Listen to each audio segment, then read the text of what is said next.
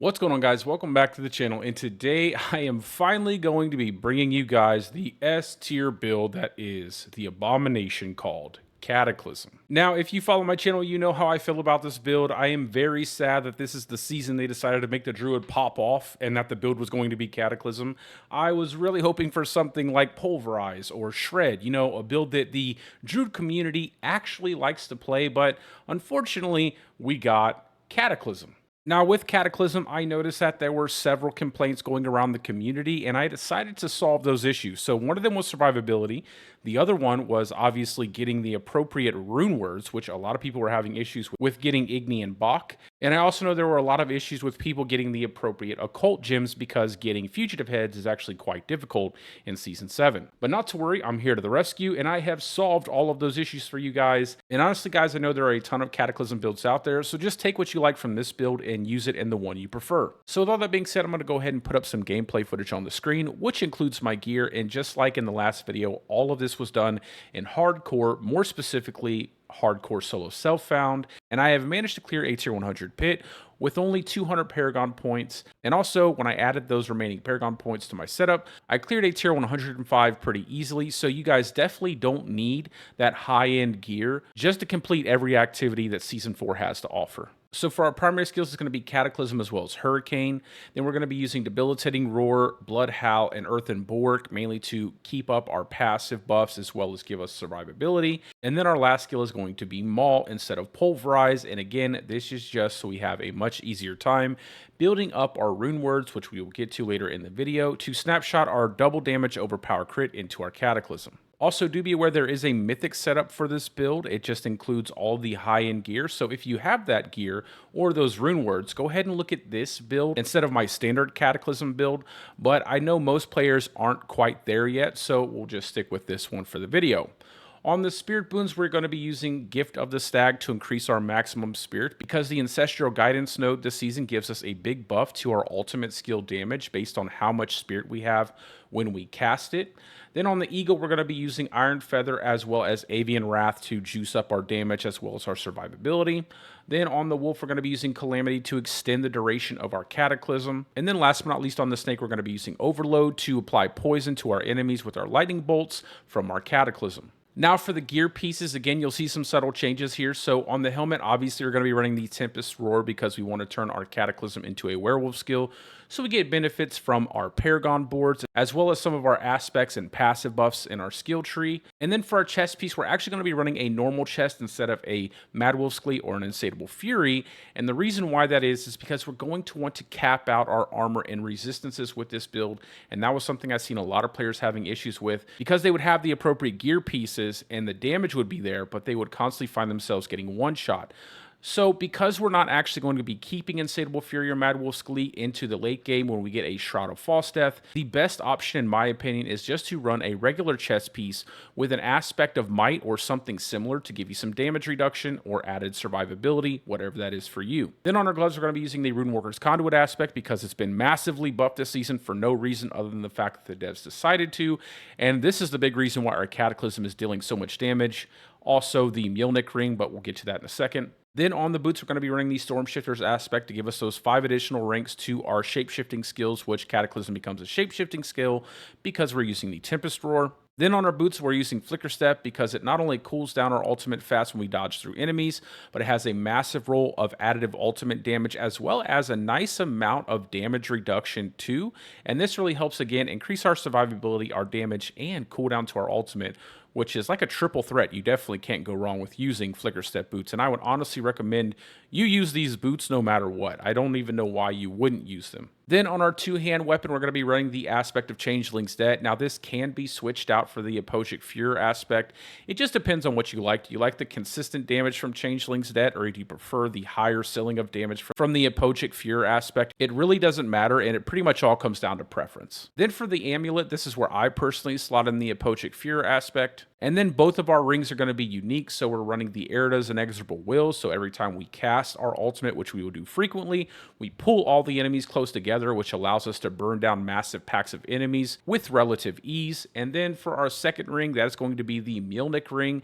And again, like I said, this is another big reason why Cataclysm does so much damage, and that was with the change they made in Season 7 by allowing your lightning bolt damage buckets to actually affect your Cataclysm while you're using the Mjolnir ring. Then moving on to our gear affixes. So for the Tempest Roar, they made a big change to it this season by, instead of making your willpower roll a flat stat increase, it is now a big percentage increase to willpower. So obviously, we're going to be buffing that up as much as possible so we can juice up our Rune Workers aspect quite a bit here. Then on our chest piece, we're going for max life armor and then resistance to all elements, followed by a defensive tempering to total armor as well as a utility hurricane duration tempering. Now again, when you swap into the Shroud of False Death, you will not need these two temperings. It's just a placeholder to make sure you're meeting those armor caps as well as getting enough duration on your hurricane without having to invest in your gear too much. And then for our gloves, we're going to be running willpower, max life, resistance to all elements, and you will need this resistance to all elements this season in order to cap out your resistances, because we're going to be using occult gems, and occult gems stop at 8% all resist. And typically when you max out your diamonds, you have up to 12%, so we're losing quite a bit there. So in order to supplement that, you're going to need this extra resistance roll on your gloves. And then for our temperings, it's going to be lightning bolt damage as well as hurricane duration. Then moving on to our pants, we're going armor, max life, resistance to all elements, another total armor tempering, as well as more hurricane duration. For the Flicker Step boots, I like to prioritize the additive ultimate damage you have on the boots. However, if you want, you can go damage reduction from close enemies to increase your survivability, depending on what game type you play and how skilled you are. Or you can just go ahead and add more movement speed if you prefer that instead. Then on to our two-hand weapon, it's going to be a mace for the added overpower damage implicit. They're going to be looking for willpower, max life, and overpower damage. And for our temperings, it's going to be chance for Cataclysm to deal double damage, as well as another offensive lightning bolt damage tempering here. For our amulet, it's a pretty standard Druid amulet for just about every single season we've had forever. So it's going to be ranks to Envenom, ranks to Quick Shift, followed up by willpower percent. And then for our temperings, it's going to be Cataclysm cooldown reduction, as well as some more lightning bolt damage. Then on our Erida's Inexorable Will Ring, I like to go with 2 crits into ultimate skill cooldown, followed by a crit into willpower. However, if you want to do 3 crits into ultimate skill cooldown, that's perfectly fine. It's up to you. Or if you want to go all out willpower, you can do that as well. And then on our Mjolnir ring, we're going 3 crits into Endless Tempest. However, if you want to go all out willpower here as well, it's perfectly fine to do that. If you want to mix it up and go a crit into Endless Tempest and 2 into willpower, that's good too. Or even if you want to go ahead and max out your movement speed instead, that's perfectly fine too, because honestly, this build, as well as any other Cataclysm build you use this season, has so much damage that it really doesn't matter what you do with your gear pieces unless you're trying to push that high tier pit, competing with all the people on the unofficial leaderboards. Now moving on to what you guys have really been having issues with, and that is finding the Igni bot combination.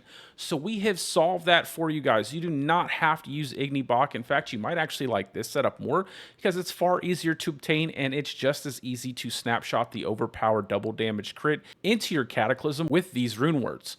So as you can see here, for our ritual rune word, we're going to be using Neo, which gives us offering when we haven't taken damage. And then we're going to be using Zan with that to get that guaranteed overpower crit. And then for the second rune words, we're going to be using Sir, which is just a magic rune, so you get that all of the time. And what this does is it gives you 300 offering when you cast 5 skills, and then it exhausts itself for a few seconds.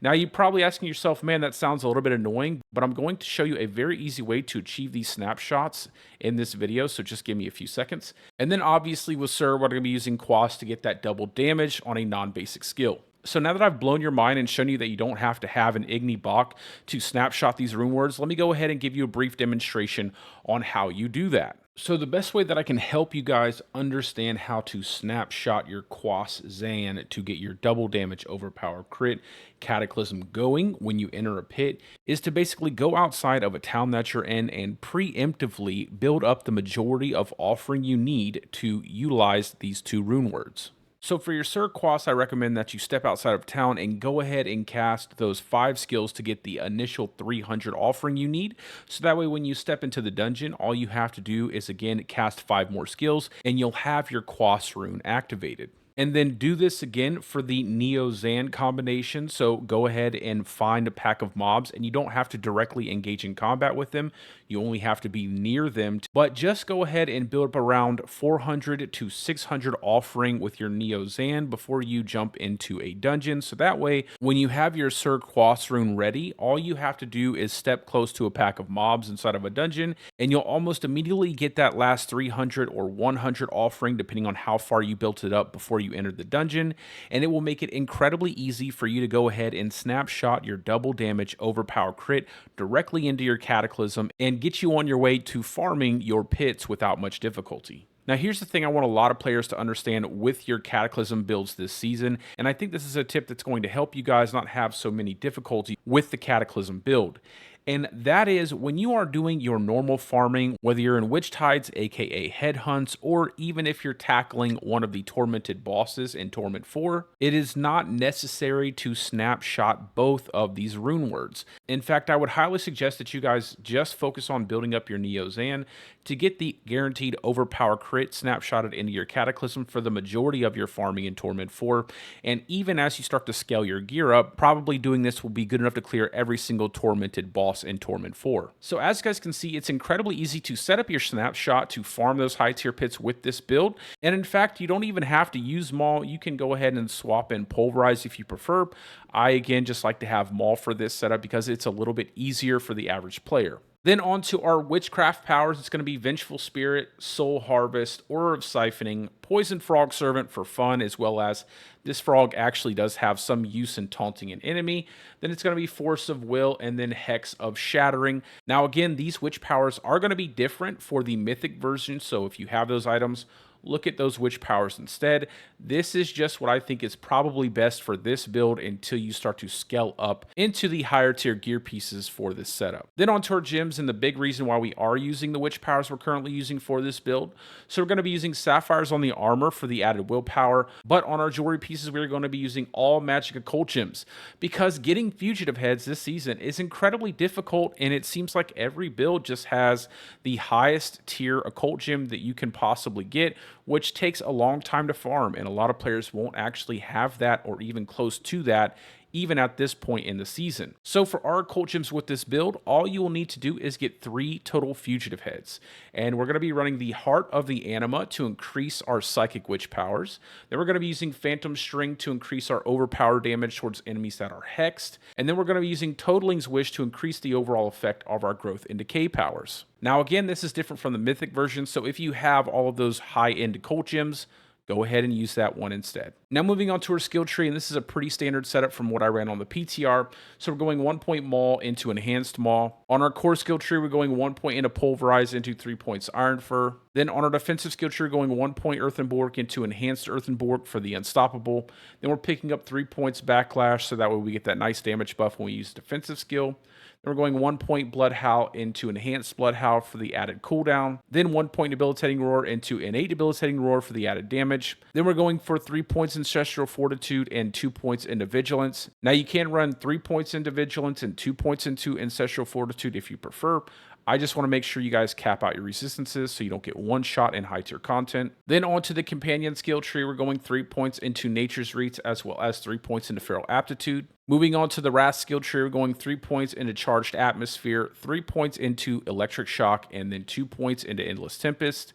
And then we're going 1 point into Hurricane into Savage Hurricane for the damage reduction, followed up with 3 points into Mending for the increased HP. And then 1 point Neurotoxin into 3 points in Venom because it's still the best passive the Druid has. On to our ultimate skill tree, it's going to be 3 points Defiance, 3 points Natural Disaster, and 3 points Resonance, followed up with 5 points into Cataclysm, moving into Supreme Cataclysm. Then we're going to go 3 points into Catastrophe because, again, we will be casting our ultimate all the time, so we'll pretty much always have this buff up. Then it's none other than 3 points into Quick Shift, followed by 3 points into Heightened Senses. And then last but not least, for our key passive, it's going to be Earthsign Strength for the buff to our HP as well as our overall damage and overpower damage. Now moving on to our Paragon boards, and again, I scaled this back to level 200 Paragon, so that way you guys would have a better idea as to how I moved through my Paragon boards. So for our starter board, we're slotting in Electrocution here. Then moving on to our second board, it's going to be the Thunderstruck board, and we are going to be picking up the Legendary node here, as well as slotting in our Spirit Glyph here. Onto the third board, that's going to be Survival Instincts. We're picking up that Legendary node as well, and then slotting in Earth and Sky here, because all of the nice HP we get out of these nodes here. Then moving on to our fourth board, that's going to be the Lust for Carnage board, and we are going to be picking up the Legendary node here as well, because of the extra damage we get towards our critical strikes with Werewolf skills. And then we're going to be slotting in the Keeper Glyph here. Then moving on to our fifth and final board, that's going to be Ancestral Guidance, and we are going to be picking up the Legendary node Ancestral Guidance, and this is where they made a big change to the ultimate damage as well, because now we get a pretty sizable damage buff to our ultimate skills based on how much spirit we have when we cast them. So that is another reason why we're running a decent amount of max spirit in this build. And then from there, we're going to be slotting in the Dominate Glyph here to increase our overpower damage. Now moving on to the last part of the build, and that's the Mercenary. And again, this is just preference, guys. Use whatever you like. So for me, I like right here because I like to play in hardcore. And then I like to go Ground Slam into Here's Aegis just to make sure my resistances are capped. Then from there, I pick up Bastion to give me that invulnerability while I'm inside of the bubble. And then from there, I go into Inspiration to get that big damage buff while I'm standing inside of Bastion. Then for my Reinforcement Mercenary, I like to use Aldacan followed up with the Field of Languish ability. And then I tie it to basically any skill you cast. Now you can tie it to Maul or Pulverize, or you can tie it to Cataclysm.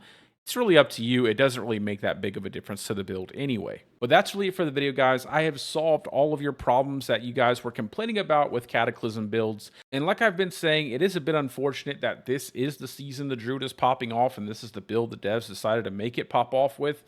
But it is what it is, and ultimately, when they do fix a lot of the bugs that are going on with Cataclysm, including the one that allows the snapshot to persist after you refresh Cataclysm, this build will probably find its way into the dumpster, or it'll just be so annoying to play that most players won't even give it a chance anyway. But with that being said, I will be streaming this build after I put out this video, so I'll be streaming this for a little while, and then I'll be swapping over to Shred and working on that build to get that setup fine-tuned and get that video out to you guys as soon as possible. And then from there, I will probably go on to making some form of Lightning Storm Cataclysm hybrid that will probably be a lot more fun to play, and will scale decently into the pit because Lightning Storm was pretty strong last season, and it marries well with buffing up Cataclysm as well. Also, let me know what you guys think down in the comments section below. Do you like Cataclysm, and what do you think about the build overall? And if you have any questions whatsoever, feel free to post them down there, and I will answer them as soon as I see them. But anyways, guys, as always, I hope you're having a great day or a great night, depending on wherever you're from, and peace out. I will see you in the next one.